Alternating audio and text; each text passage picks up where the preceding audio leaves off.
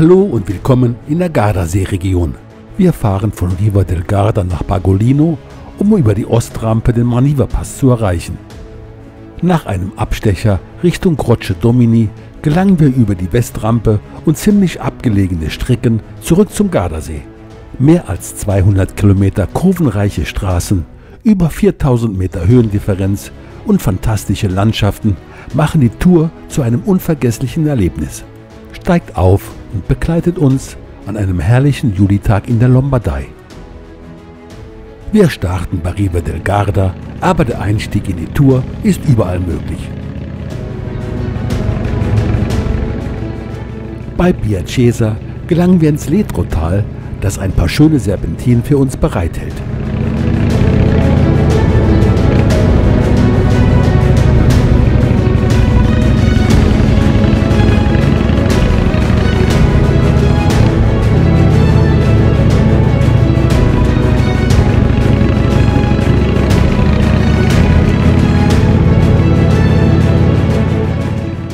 Molina liegt am östlichen Ende des Ledro-Sees, der einst durch eiszeitliche Gletscher gebildet wurde.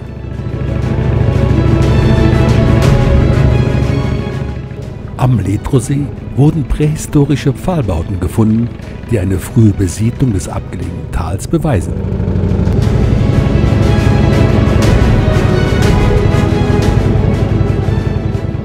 Nach dem Passo d'Ampola führt die kurvenreiche Strada Statale 240 ins Valle del Chiese.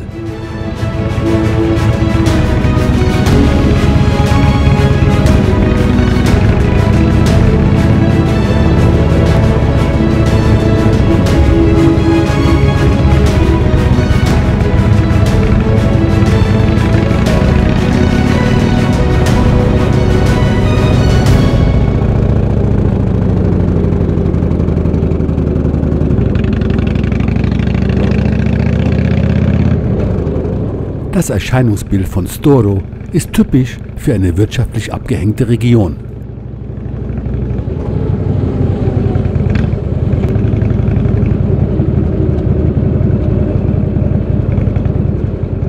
Am nordwestlichen Ende des Idrosees geht es über die Strada Statale 669 Richtung Bagolino, wo die Auffahrt zum Maniva-Pass beginnt. Das auffallende Gebäude wurde als Beinhaus für die Garibalder erbaut, die 1866 gegen die österreichische Armee kämpften und starben.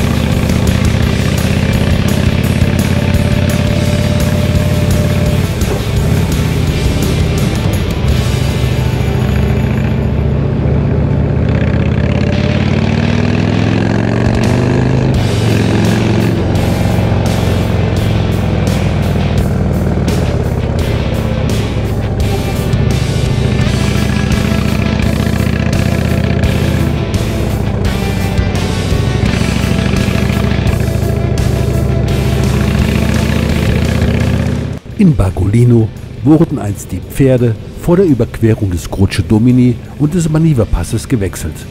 Vielleicht müssen hier in Zukunft die E-Motorräder wieder aufgeladen werden, wer weiß. In diesem Kreisverkehr kann man entweder zum Croce Domini oder zum Maniva-Pass abbiegen. Wir nehmen die zweite Option, den Croce Domini haben wir im letzten Jahr überquert.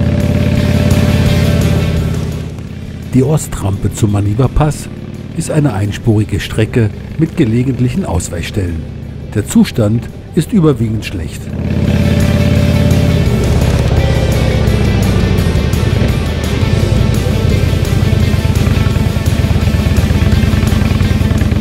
Wenn dann noch, wie hier, die besten Fahrer unterwegs sind, kann es schnell zu brenzligen Situationen kommen.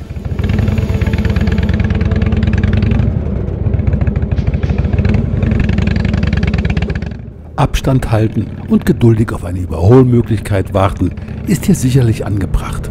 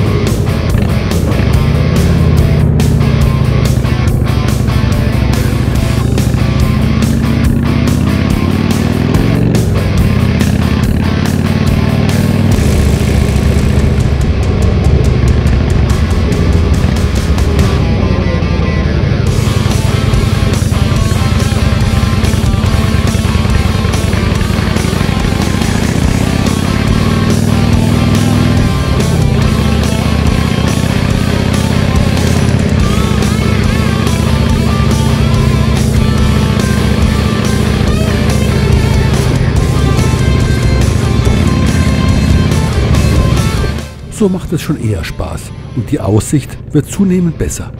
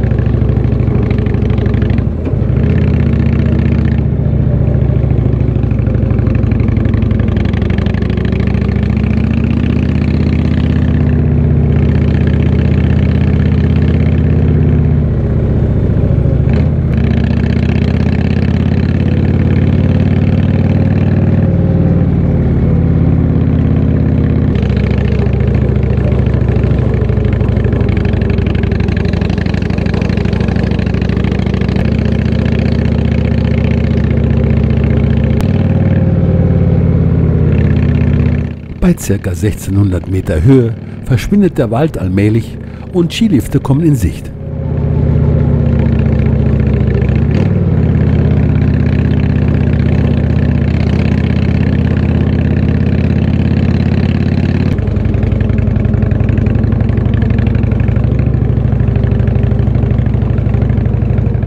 Auf der Passhöhe befindet sich eine Alberga mit Restaurant, sehr passend, denn nach 65 Kilometer haben wir uns eine Pause verdient.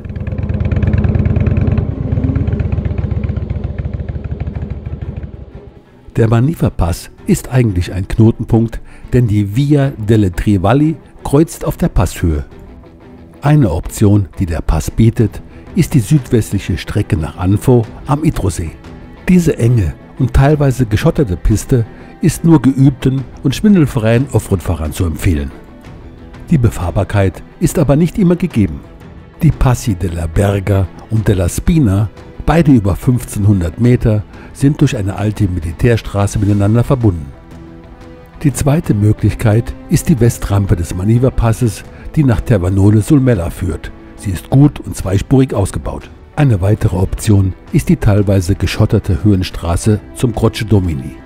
Wir machen auf ihr einen Abstecher bis zu einer ehemaligen militärischen Anlage aus dem Kalten Krieg.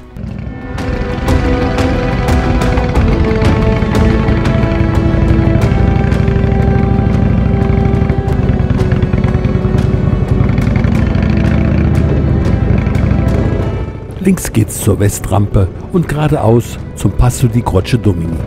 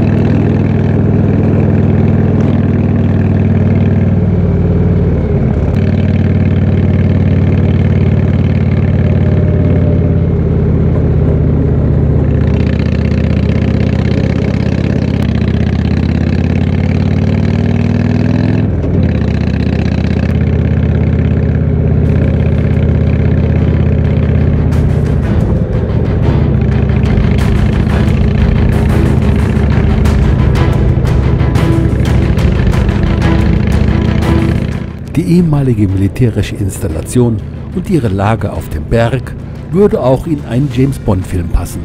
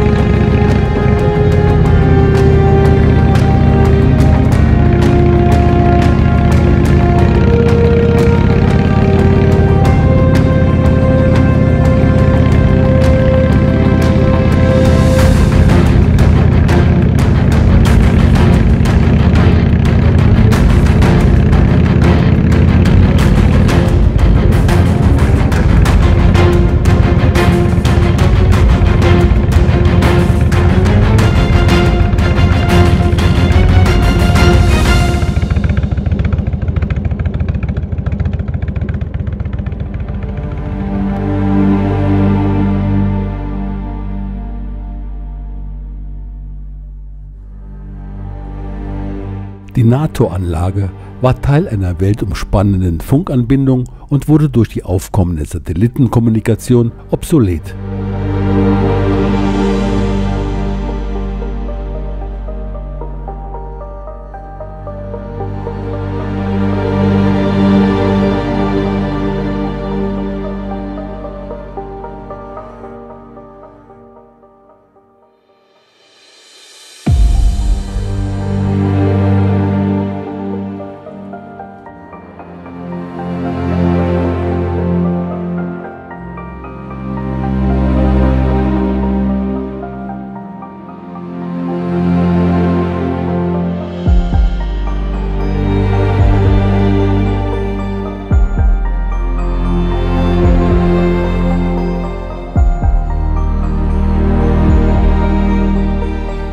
Die Straße zum Croce Domini ist von hier aus noch ca. 2 Kilometer befestigt und geht dann in eine Schotterpiste über.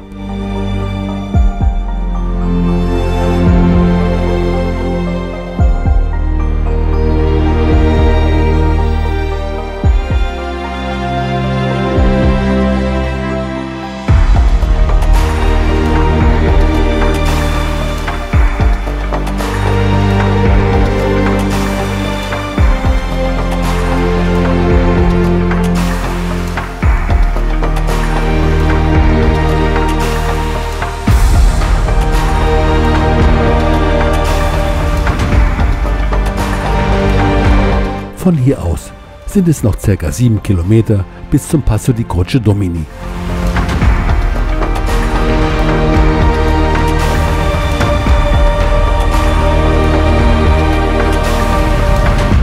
Wir fahren nun wieder zurück zum Maniva-Pass und nehmen die geplante Rückfahrt in Angriff.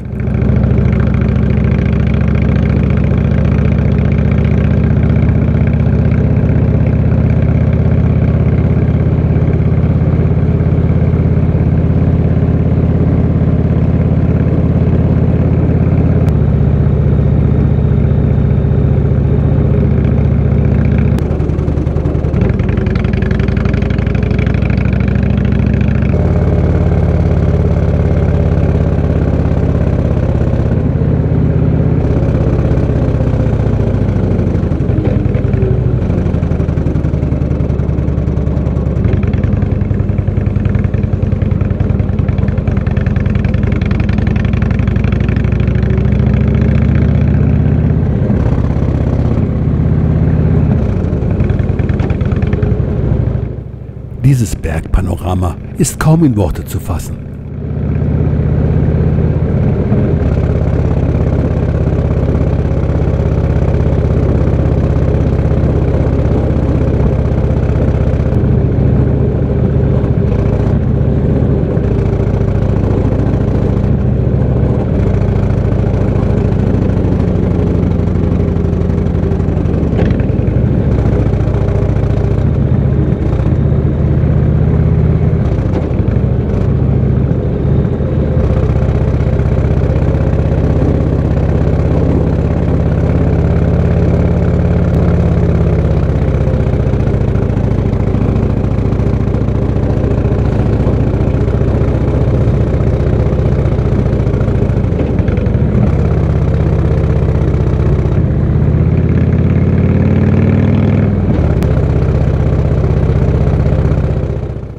Wir biegen jetzt zur Westrampe des Maniva-Passes Richtung San Colombano ab.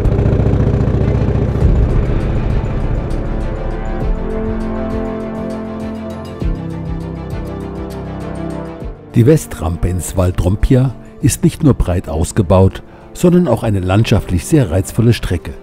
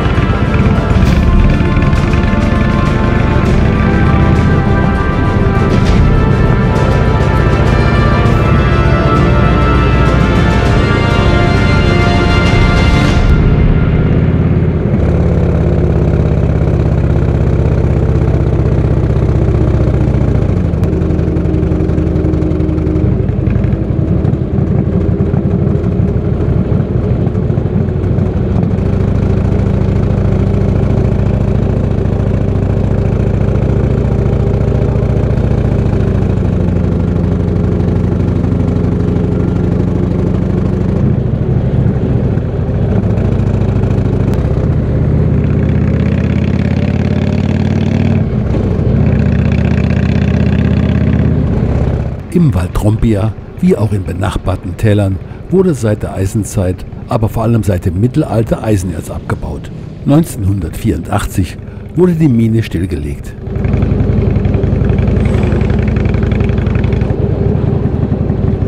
Dosso liegt an der Strada Provinciale 50, die mit herrlicher und kurvenreicher Streckenführung bis nach Nozza führt.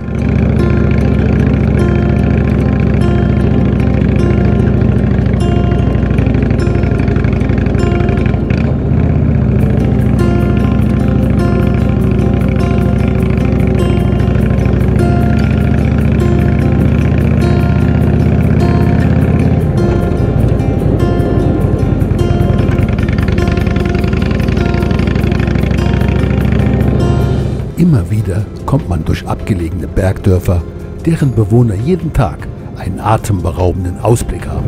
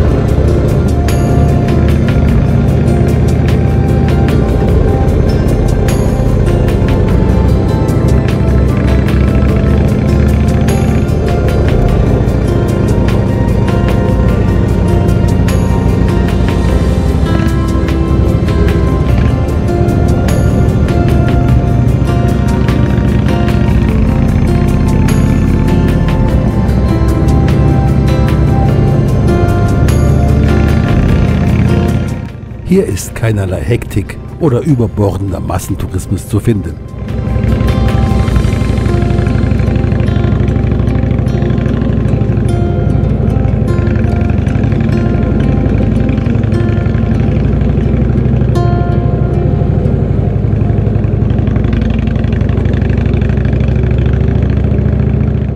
Mit viel Glück kann man hier und da eine Menschenseele zu Gesicht bekommen.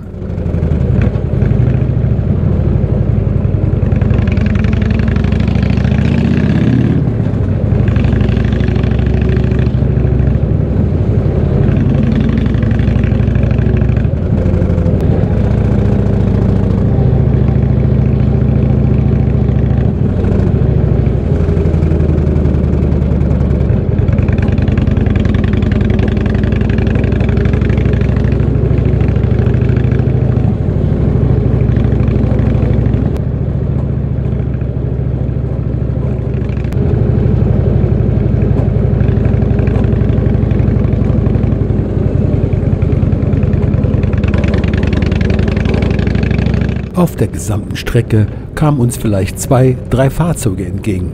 Also genau das Richtige für uns.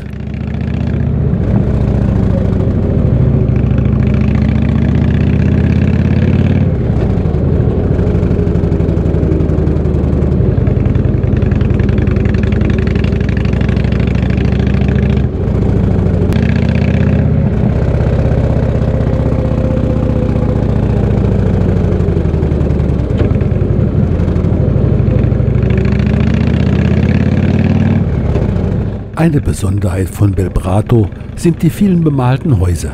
Jeden August versammeln sich hier lokale und internationale Künstler, um Fassaden mit Wandbildern zu versehen. Eine schöne Idee.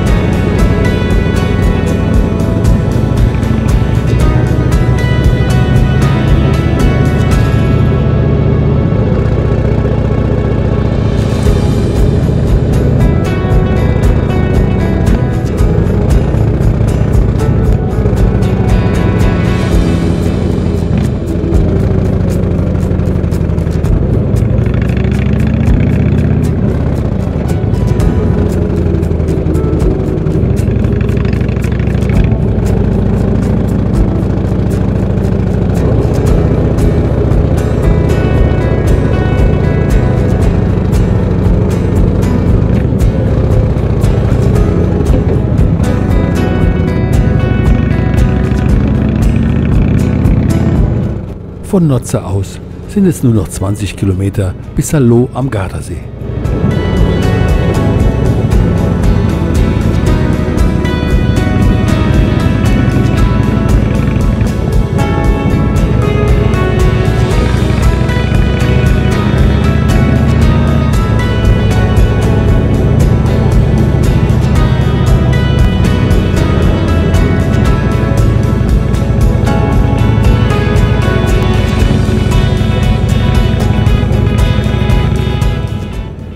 Maderno genießen wir bis nach Riva del Garda die warme Abendsonne am Westufer des Sees. Macht es gut und bis zum nächsten Mal.